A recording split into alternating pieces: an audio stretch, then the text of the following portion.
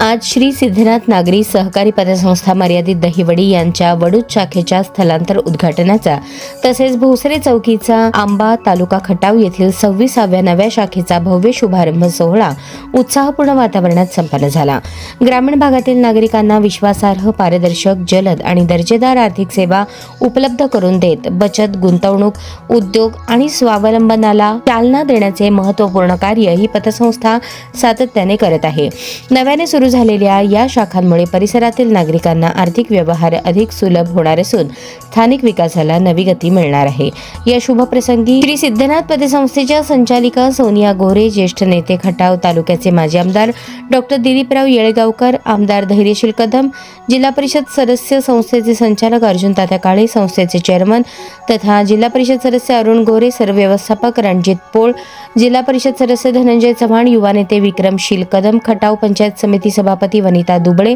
जिल्हा परिषद सदस्य बंडा गोडसे, जिल्हा नियोजन समितीचे सदस्य नंदकुमार मोरे, वडूज नगर पंचायतीच्या विद्यमान नगराध्यक्षा रेखा माळी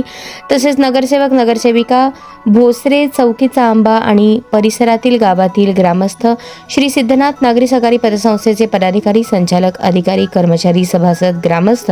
व हितचिंतक मोठ्या संख्येने उपस्थित होते। या नव्या उपक्रमासाठी संस्थेचे सर्व पदाधिकारी, संचालक मंडळ, कर्मचारी, सभासद आणि हितचिंतकांचे मनपूर्वक अभिनंदन आणि हार्दिक शुभेच्छा।